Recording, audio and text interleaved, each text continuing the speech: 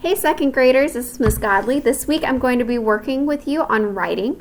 We are going to be focusing on writing a letter. Before we get started on the writing, I wanted to read you this story that I am reading with the permission of the publisher, Abrams Books. It is called Dear Primo, A Letter to My Cousin, and it is written and illustrated by Duncan Tonatia. So we're going to get started. This book is a book about two cousins who live really far apart, and so they communicate by writing letters to each other. So again, it is called Dear Primo, A Letter to My Cousin. Score! I just got a letter from my primo, my cousin Carlitos. I live in America, but he lives in Mexico, where my family is from. Maybe someday we'll meet. While we're reading this, think about maybe you have a connection. Maybe you have family members who live far away, and you can write letters to them also. Dear Primo Charlie, how are you? Do you wonder, like me, what life is like far away? I live on a farm surrounded by mountains and trees. My family grows many things, such as maize. We have a burro, pollos, and a gallo. Every morning, the gallo crows and crows. So the pollos are chickens.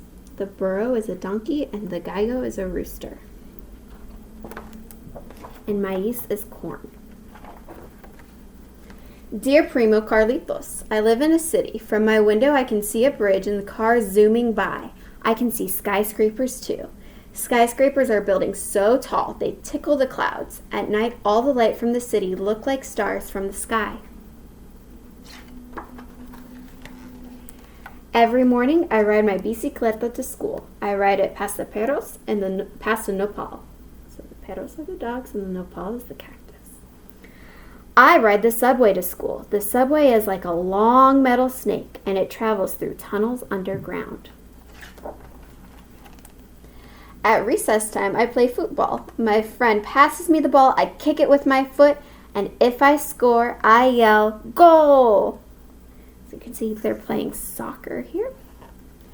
I play basketball. My friend dribbles the ball and passes it to me. I jump and shoot.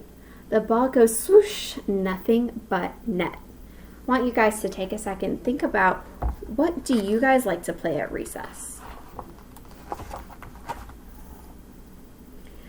When I come home from school, I help my mom cook. My favorite meal is quesadillas. I make them with cheese and tortillas. In America, we have lots of different foods. My favorite is pizza. I like getting a slice on my way home from school. After I finish my homework, my mom lets me go outside and play. In Mexico, we have many games like trompos and canicas. My favorite game is papalotes. My friends and I run, and with a little wind, we fly the papalote high up. They're flying a kite. They have all their different games. When I finish my homework, I play games with my friends from the building. We play by the stoop and in each other's apartments too. I like going over to my friend's home to play video games. In the afternoon, it often gets hot. To cool off, I jump in a small rio that is nearby. Jump in the river. In the summer, the city gets hot too, and I like getting splashed by the fire hydrant when the firefighters open it up and close off the block. So I want you guys to think for a second. How are Carlitos and Charlie alike? What are some things that they both like? What are some ways that they are different? How are the activities that they do after school different each day? On the weekend, I go with my parents to the mercado, an open-air market in town nearby. We sell maize and tunas, a prickly fruit that we grow. We also buy the food and other things we need. On the weekend, I go with my mom to the supermarket. She brings a list: milk, toothpaste, soap. I check off the items as we put them in our cart. In the town, from time to time, they have fiestas that last 2 or 3 nights. At night, there are cohetes that light up the sky and mariachis that play and play. In my city, sometimes we have parades. People in costumes and uniforms march down the street, and everyone gathers around to watch. There are charros in Mexico that I wish that you could see. They do tricks with the caballos and rietas. So the caballos and rietas. On the streets here, you can see break dancers who do flips and spin on their heads. In Mexico, we have so many traditions, such as the Dia de los Muertos, the Day of the Dead. My favorite tradition is attending the December parties called posadas. At the end of each posada, there's a piñata filled with fruit and sweets. When someone breaks it, we all get to jump in. I'm guessing some of you guys have connections to that. I know I always love getting to get treats and candies from piñatas. In America, we have traditions too, such as Thanksgiving when we eat turkey, and Halloween when we dress up and go trick-or-treating. But I have to stop writing now. My mom just told me I have to go brush my teeth and go to bed. I have an idea. My Primo should come visit me. My Primo should come visit me. The end.